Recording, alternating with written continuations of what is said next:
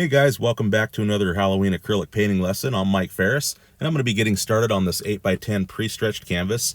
And I've already got the image laid out just where the horizon line is with my stylus here, as you can see, with wax transfer paper. And if you'd like the traceable image, you can get that down in the description box over on Patreon, as well as a list of colors and materials, and also a short video on how to transfer images to your canvas. So I'll be starting with my number 20 flat brush here, and I'm going to start with my palette of Phthalo Blue, raw umber, and titanium white as always. So I'm going to dull this blue down here and just do that by getting some of this raw umber into it.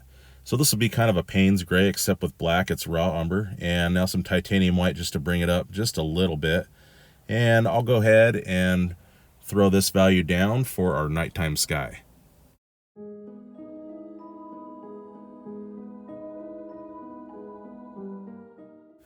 Okay, so after bringing it to the horizon line, I'm going to pick up some more raw umber into this blue, no titanium white this time, and let's fill in the land with this dark value.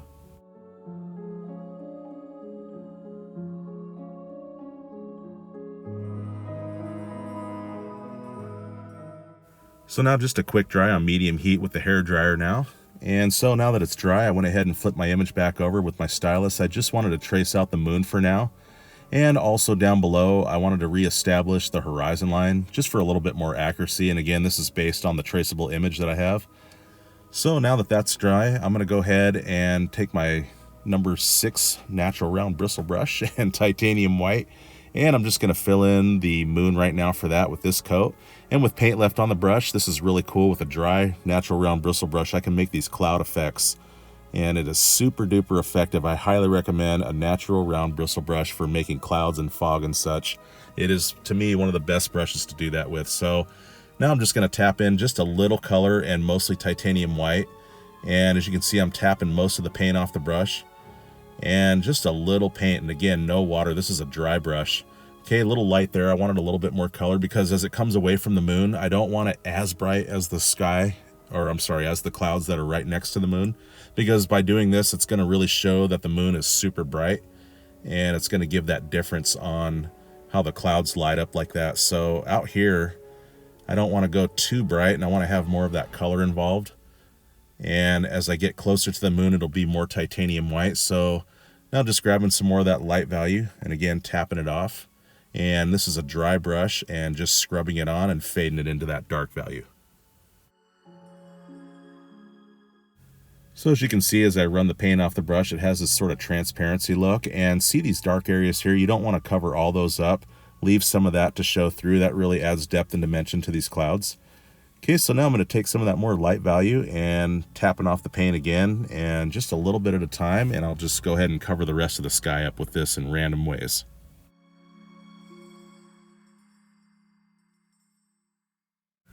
Okay, so now with pure titanium white, and again with my natural round bristle brush, tapping off that paint, let's brighten up these clouds right around the moon, and let's illuminate the moon, making it look ever brighter. Okay, again with pure titanium white, and now I have my number 4 natural round bristle brush. It's a little smaller. Let's go with another coat and brighten up this moon some more.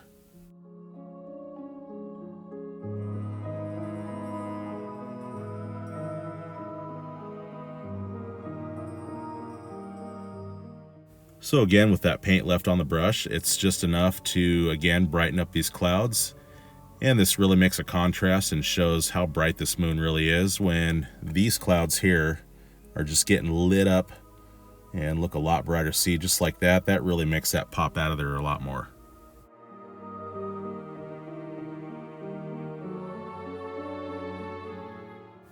Okay, now with some phthalo blue and a little raw umber and just a touch of white, let's go in with this dark value now and create some moon crater details. Okay, now with a quick dry on medium heat again, and now that my image is completely dry, I went ahead with the traceable image and I flipped it back over, and with my stylus and wax transfer paper, as you can see, I went ahead and traced out on this dry surface now all of the general tree trunks. And of course, not all the details, but just the trunks and their general locations. So I have my number 12 flat brush now again. And on my palette, I've got permanent black. So I'm going to take some raw umber to that. And with this value, I'll go ahead and start blocking in the trees with this.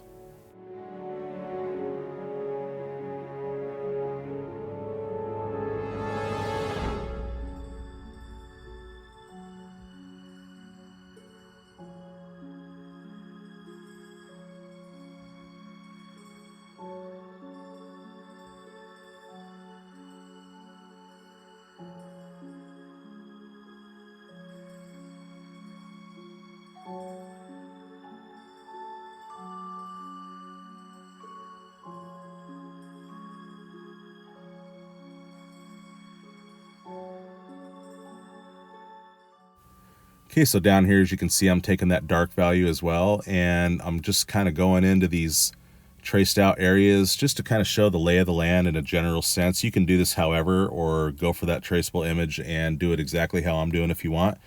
Okay, so with my number 2 flat brush now and just some raw umber and some titanium white, I want to take this very light brown value now, and I'm going to start just scoring some highlights of hills and crevices and all that, and this is going to start to show the texture and the lay of the land.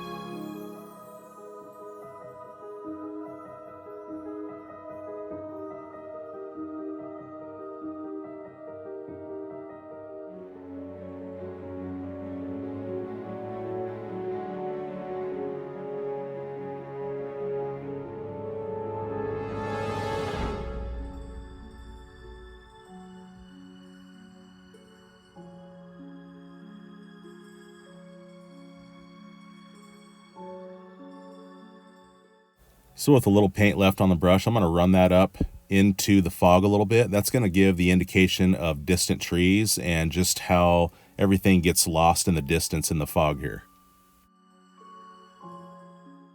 Okay, with my script liner brush, you can see lots of water dripping off of that. That's really important. You want a lot of water on the brush. So with permanent black, and I'm going to take this liner brush now, and as I pull it, I'm going to turn it, and it's going to go to a point.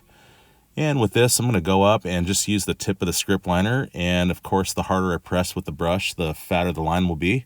So I wanted a little thicker here. I wasn't quite done, so I'm going to give it a little bit more pressure and just the very tip as I run it up. And you can make these really nice crisp tree branches like this. So I'm going to wiggle my hand a little bit as I do this and just sort of randomly just kind of go with these branches. And you can do this however. There's no right or wrong. I'll just say you want to make sure you really have that water in that script liner, because if not, your crisp line will be really broken up and it won't look all that good. And you can always come back in and fill it in, but it just takes a little bit longer and can be a little bit more difficult to work with. So as you can see, I'm just placing these in random ways, and let's get these back ones now. And I'll just go to all the trees and do these random squiggly branches.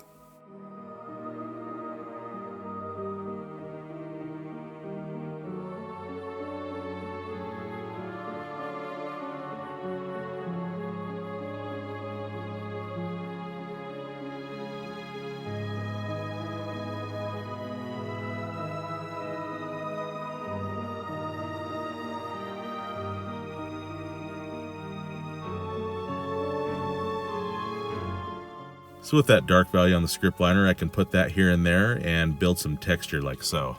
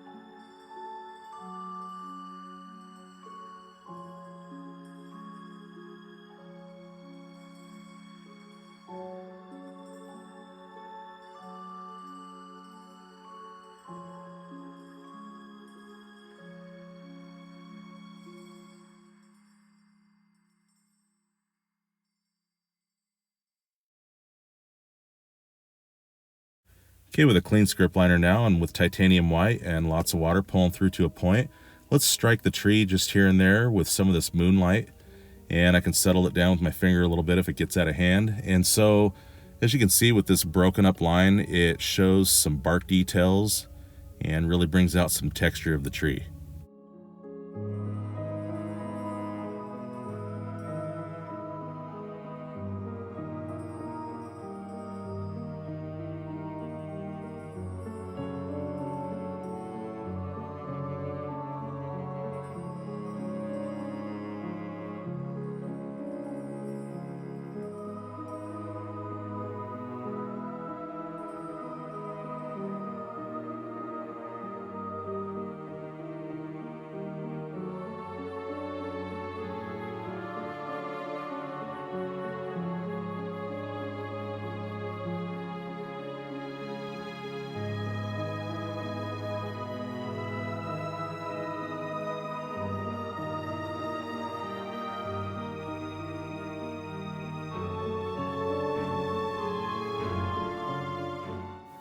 Okay, so just dancing this randomly as I go down the trunks as well. And if you don't like something that you do, you can just take that dark value and cover it up again. It's all good. And you can even knock it back and define it to any degree you want. So just kind of play with this and have some fun, dance this around, and really just feel out this script liner and let it become your best friend.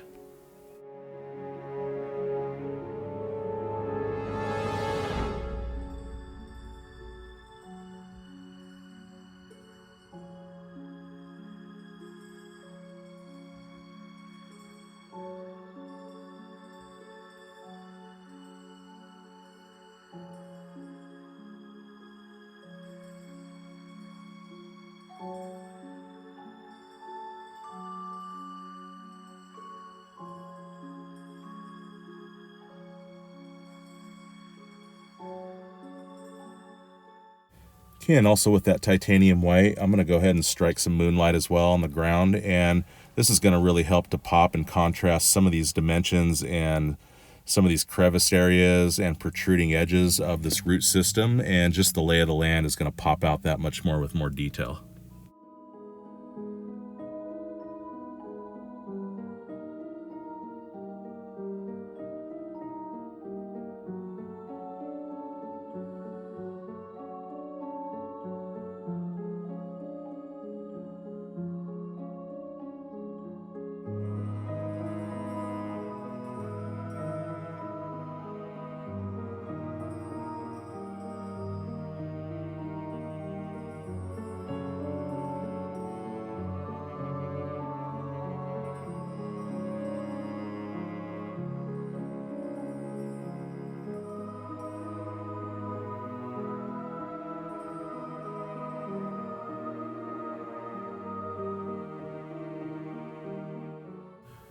Okay, again with titanium white, you can see how much water there is. It's just running like ink down my palette there.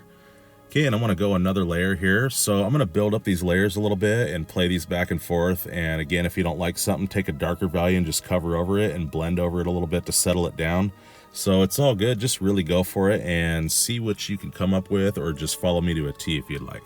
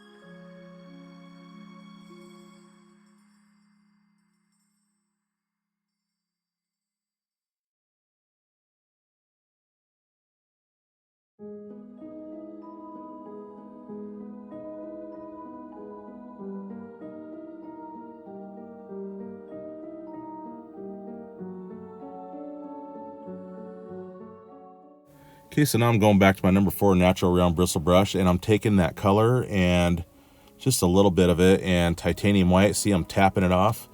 And let's go in the very background here, and with these background trees, I want to go glaze over a little bit with that, and this really brings in the fog a little bit closer and shows that it's really thick and these trees are starting to get lost in it a little bit. Okay, so now I'm just taking permanent black now, and let's go and work some of this in, and this is really going to contrast against some of this light stuff that I did and build some shadow, which builds dimension as well.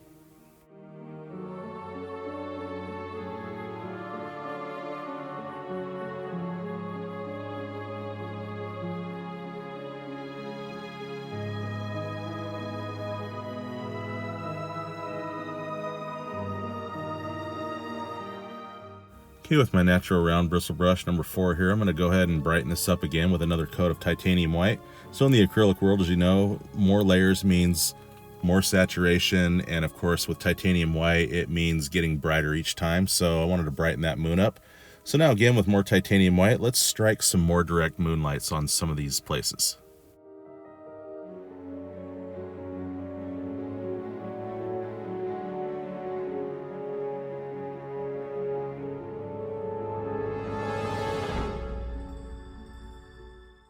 Okay, and from my number 2 flat and back to my my script liner brush. As you can see with the script liner, I can get these bark details just a little bit finer and show a little bit more detail this way.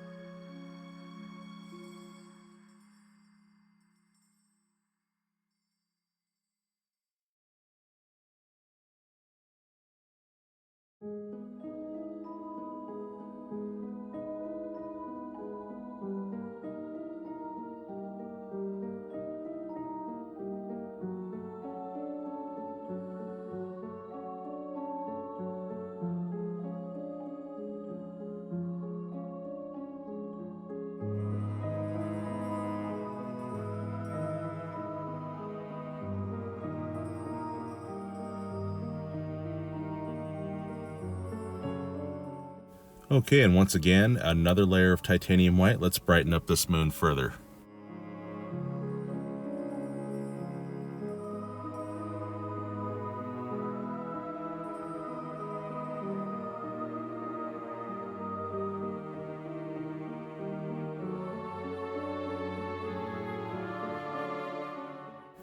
And again with the script liner and just titanium white, let's brighten up and strike some more direct moonlights on the trees.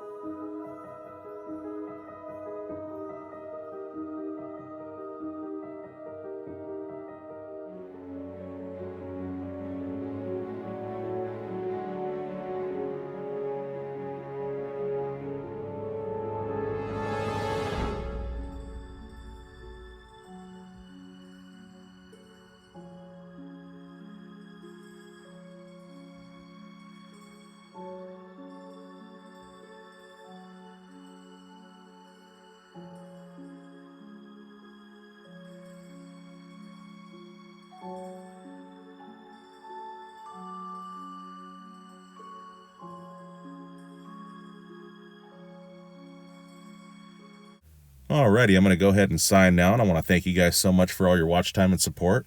Don't forget to subscribe for more video lessons I'll be putting out regularly. And if you have any questions or comments, please leave those down below. And until next time, happy painting and happy Halloween.